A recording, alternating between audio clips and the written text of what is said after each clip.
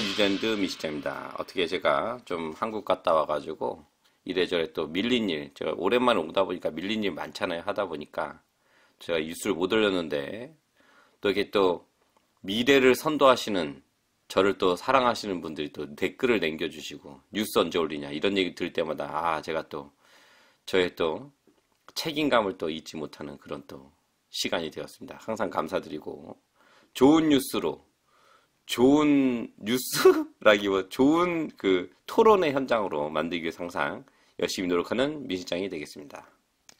자, 처음 뉴스라긴 그렇지만 할로윈 어제 윤 대통령이 선언을 했죠. 한국 애도 선언 151명 사망했습니다. 이게 좀 일단 대충 그 뉴질랜드 뉴스에 난 기사를 읽어두면 한국 윤석열 대통령은 할로윈 짝사랑 이 할로윈 짝사랑이 되게 직역이 된 거라서 서울의 유흥 지역에서 153명이 사망한 후 국가 애도 기간을 선포했습니다. 피해자 대부분은 10대와 20대로 추정된다. 당국자들은 사망자가 여전히 증가할 수 있다고 말했지만 YTN은 153명이라고 보도했습니다. 토요일 밤 참사로 사망한 사람들은 중국, 이란, 러시아, 호주, 미국, 우즈베키스탄, 베트남, 카자흐스탄, 오스트리아, 스리랑카, 태국, 노르웨이에서 온 사람들을 포함하여 최소 22명의 외국 사람들이 포함되어 있다고 당국이 발표했습니다. 뉴질랜드 사람 없네. 야, 호주까지 있는데. 아무튼 한남동 커뮤니티 서비스 센터는 BBC 토요일 밤에 짝사랑 관련해 2,900명의 실종 신고가 접수됐다고 밝혔습니다. 아무튼 이게 제가 봤는데 저는 이게 누가 무슨 뭐 나이트클럽 이런 데서 막 뭐 해가지고 막 나온 건 줄 알았는데 그게 아니라 1시간 전부터 아주 매여 있더만 보니까. 근데 제가 여기서 좀 예전에 좀 일을 했었잖아요. 근데 아는데 이 진짜 좁은 골목이거든요. 이게 그러니까 참 안타깝네요. 근데 이런 뉴스가 또 한국에서 나온다니까 전 세계가 지금 촉각을 곤두세우고 한국을 볼 때 참 이렇게 좀 안타깝습니다. 한국이 이런 거에 중심에 서야 되지. 좋은 일로 중심에 서야 되는데 이런 일로 중심에 서서 좀 안타깝지만 이제 또 요번 주부터 나가면 또 보는 사람마다 난리 나겠지. 이제 또 보는 애들마다 외국 애들마다 난리 나겠지. 외국 애들이 보는 뉴질랜드 애들마다 한국 아니 어떻게 되니 뭐 물어보겠지. 이런 거 좋지 않은데. 아무튼 그렇습니다. 하여튼 좀 안타깝지만 좀 어쩔 수 없는 일이었지만 그래도 젊은 애들이 많이 죽었다는 게 너무 제가 안타깝고 한국을 이제 이끌어가야 될 애들인데 정말 이게 참 애매합니다. 자, 다음 뉴스. 새로운 백만장자 이민자 카테고리는 오직 한 명이 부유한 외국인을 끌어들입니다. 일단은 뭐 나중에 얘기하고 일단은 먼저 뉴스 먼저. 정부가 거의 6주 전에 투자자 비자에 대한 규정을 개정한 이후 한 명의 부유한 외국인만이 거주를 신청했습니다. 액티브 인베스터 플러스 비자는 9월 19일 두 가지 투자자 비자 카테고리를 대체했습니다. 이민국의 국경 및 비자 업무 총괄 책임자인 니콜라 호그는 새로운 범주로 접수된 신청자가 처리 중이라고 말했습니다. 그녀는 기존의 이주 투자 카테고리는 소비자 비자 카테고리였으며 성장하는 데는 시간이 걸렸다는 점에 주목해야 한다고 말했습니다. 새로운 액티브 인베스터 플러스 카테고리는 유사하게 거래량보다 가치를 우선시합니다. 이민 변호사 사이먼 라우란트는 지금까지 신청이 단 한 건에 불과했다는 사실에 놀랐다고 말했습니다. 자, 이게 이번 바뀐 게 뭐냐면 인베스터 비자, 인베스터 플러스 비자 두 가지가 있어요. 인베스터 비자는 4년간 유지인데 300만 불, 324, 한 30억 정도를 4년 동안 마지막 3년 투자하고 300만 불 4년 동안 투자하고 매년 146일을 유지했는데 체류해야 됩니다. 이건 이미 여기부터 이제 맛이 간 거야. 30억을 들이대고 날짜도 채워야 된다 그러면은 이거는 좀 애매해요. 그리고 3년의 사업 경력, 이거 사업 경력이 대충 있고 IELTS 33.0으로 했는데 일단은 30억이란 돈을 투자하고 146일을 체류해야 되는 데서 일단 여기 맛이 갔고 인베스터 플러스 비자는 3년간 유저달러 1,000만 불, 그러니까 90, 현지 단 85억 정도 되죠. 85억 정도 투자하고 매년 44일. 이거는 괜찮은데 플러스 비자에서 또 문제가 된 건 뭐냐면 제 생각에 문제는 뭐냐면 85억이 문제야.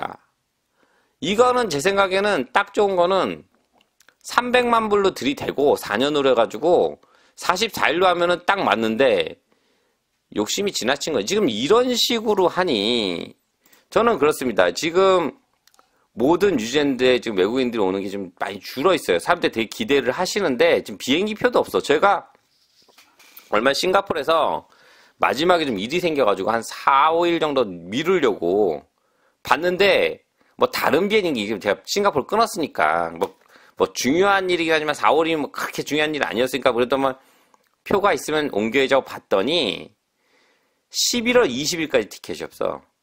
비행기도 없는 거야 지금. 돈이 안 되니까 안 띄우는 거지. 이런 상황에서 이런 비자법을 해가지고 한 명 신청한 것도 대단한 거다. 야, 이건 정말. 어떤 사람인지 모르겠지만 85억 들여서 이건 근데 이런 사람들은요. 이렇게 돈 많은 사람은 그게 도움이 그닥 되지 않습니다. 이게 지금 어떤 컨디션인지 모르겠지만 이게 돈만 들이대면 안 돼요. 실질적인 비즈니스가 이루어져야 됩니다. 근데 이게 지금 하여튼 제가 자세히 또 알아봐야 되겠지만 아무튼 요런 게 좀 애매해요. 예. 이거는 지금 어떻게 하려는지 모르겠네. 얘들 지금 이렇게 시간 다 놓치면 힘듭니다. 예. 이게 생각해 보세요. 사람들이 오고 가고 해야 영주권도 받아주고 해야지. 야 누가 민실장 거기 때 놀러 가자 이렇게 돼 버리는 거지. 사람 자체가 없으면 오지. 아무리 좋고 맛있고 하는 것도 혼자 꽁꽁꽁 숨기고 있으면 뭐 어떡해? 아끼다 똥대. 예, 진짜로. 예. 언제까지 이럴지 모르겠지만은 지금 물가도 무식 못하고 와 엄청 올랐어요. 예. 저 이번에 와가지고 느낀 게 진짜 살벌합니다 물가. 예. 뭔가 와서 유학하시는 분들은 방법이 뭐냐면 해 먹어야 될 것 같아. 그러면 좀 저렴해. 예. 사 먹는 거는 하여튼 거의 미국화 돼가는 것 같아요. 무조건 사람이 들어가서 서비스가 들어간 부분은 엄청 비싸진다. 예. 아무튼 이런 거는 좀 제가 볼 때 좀 애매하다. 예. 어떻게 좀 진짜로 좀 이렇게 좀 확실하게 좀 실생활에 들어갈 수 있는 이민법을 바꿔야지. 이거 뭐 아직도 뜬구름 잡는 거야. 예. 그렇고 한 명 안타깝습니다. 예. 자, 다음 뉴스. 큰 오클랜드 요금 청구서에 부딪힌 엄마. 이제는 집을 잃을 수 있다고 걱정합니다. 남일이 아닙니다. 남일이 아니야 지금. 예.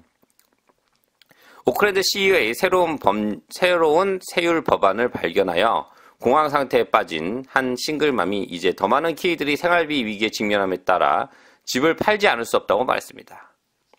고등학교 교사로 일하는 고등학교 교사인데도 고등학교 교사면 한 8, 9만 불 받을 텐데. 오클랜드에서는 버티기 쉽지 않을 수 있겠다. 예. 고등학교 교사로 일하는 엄마는 8월 헤럴드 그녀의 시위의 비용에 분기당 $200가 올랐을 뿐만 아니라 $1,400에 달하는 두 개의 법안이 연달아 부딪혔다고 말했습니다. 그녀는 8월 31일 마감까지 첫 번째 할부를 지불하지 못한 약 6만 5천 명의 납세자 중 한 명이 되었으며 7,700명은 여전히 새 청구서에 대해 의의를 제기하고 있습니다. 그녀는 은행 비용이 충당하기 위해 주택 융자에 5,000달러를 추가하도록 요청하기 전에 지불 계획을 마련하기 위해 시의회 헬프라인에 전화를 걸었다고 말했습니다. 그러나 이전에 그녀의 은행에서 구제를 요청한 그녀는 내년 1월에 대출에 대해 이자만 지불하는 특별 기간 1년을 그걸 종료할 예정입니다. 내년 난리 나겠네. 왜냐하면 대충 계산해 드릴게요. 오클랜드의 경우 그냥 평균 모기자가 100만 불로 봐야 돼. 그럼 이 엄마가 100만 불이면 뭐 새로운 이자율이 적용이 된다고 치면은 100만 불이면 얼마야? 한 월 내야 되는 금액이 6천 불 정도 될 거예요. 이자랑 원금이랑 해서.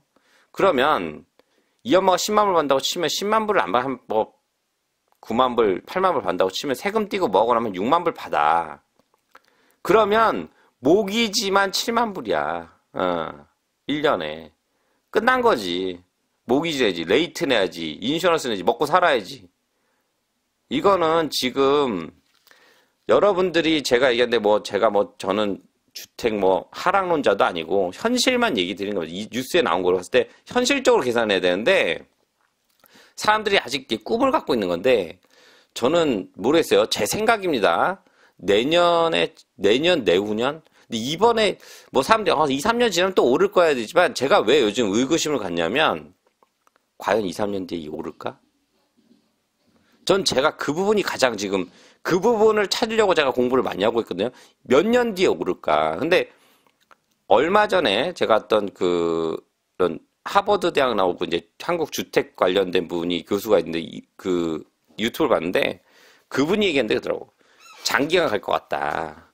가다가 언제쯤 올 것 같냐? 오르는 신호가 이자율 떨어지고 이제 이런 신호가 올 것 같, 언제쯤 올 것 같냐 했더니 그냥 자기가 대충 생각할 때 이제 일단은 뭐 학술적인 건 아니고 2030년 얘기하고 저도 깜짝 놀랐어요. 2030년 좀 넘어갔다 했는데 그냥 얘기한 거니까 웃자고 얘기한 건지 모르지만은 그분이 이제 그냥 대충 얘기한 건데 그거는 넘어간 게 아니까. 근데 또 넘어간 걸까? 일본에 잃어버린 10년? 지금 일본이 장기 불황 가기 전에 상황이 좀 똑같아요. 너무나 다 모든 것들이. 그거 유튜브에 정리된 거 있어요. 보세요. 똑같습니다.